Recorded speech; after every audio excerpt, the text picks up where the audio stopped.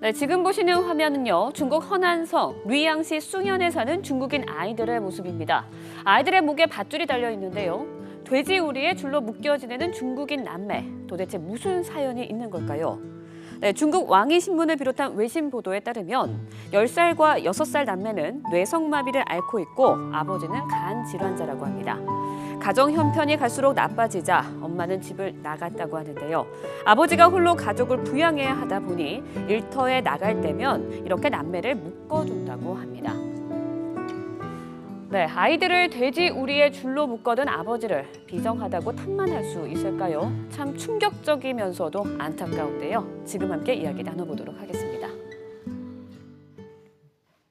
예, 지금 류지연 앵커로부터 말씀을 들으셨습니다만 상당히 좀 안타깝고 씁쓸하고 어떻게 해야 좋을지 저도 모르겠습니다. 이게 뇌성마비를 앓고 있어요. 그렇습니다. 그죠? 이 아이 일단. 부모가 이제 예. 아이를 낳는데 2살 때부터 걸음을 잘못 걷는다든가 이상한 증세가 나타납니다.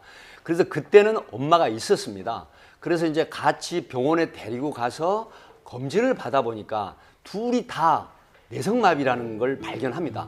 그러는 중에 양육을 열심히 해야 됨에도 불구하고 부인이죠. 그러니까 아이들 엄마는 가출을 해서 행방불명이 돼버립니다.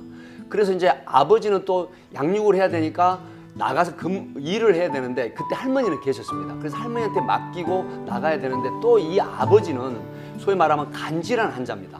그리고 엎친 데 덮친다 그래서 결국은 할머니도 의지가 안 되는 상황에서 아이들을 보호하기 위한 차원인지 모르지만 돼지우리에 줄로 묶어서 그다음에 아버지는 나가서 일을 하고 돌아오면 풀어서 밥을 먹이는 이런 행태가 결국은 중국에 보도가 되면서 중국뿐만이 아니라 굉장히 많은 다른 타국민들도 여기에 대한 논란이 지금 일어나고 있는 것입니다.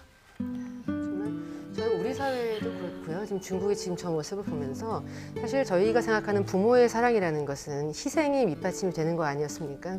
사실 아까 앞에 소식을 전할 때도 저는 제가 성장했던 걸 잠시 떠올렸었는데 책을 읽어라라고 얘기를 하면서도 항상 사랑으로 감싸줬었기 때문에 결국 내 스스로 책을 보면서 내 길을 찾는 거거든요, 자식은. 근데 지금 제일 무책임한 모습은 어머니의 모습이 아닌가 싶어요.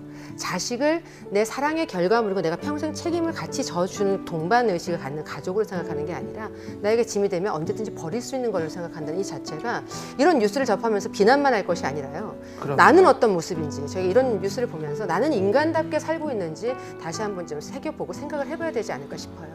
그리고 사실 아버지 입장에서 볼 때에는 다른 선택의 여지가 과연 무엇이 있을까를 우리가 고민해야 되는데 저도 떠오르지가 않아요.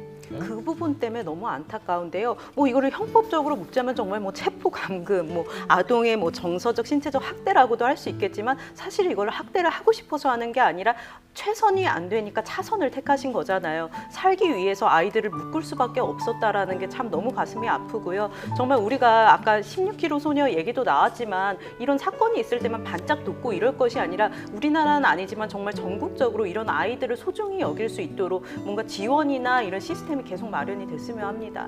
그렇습니다.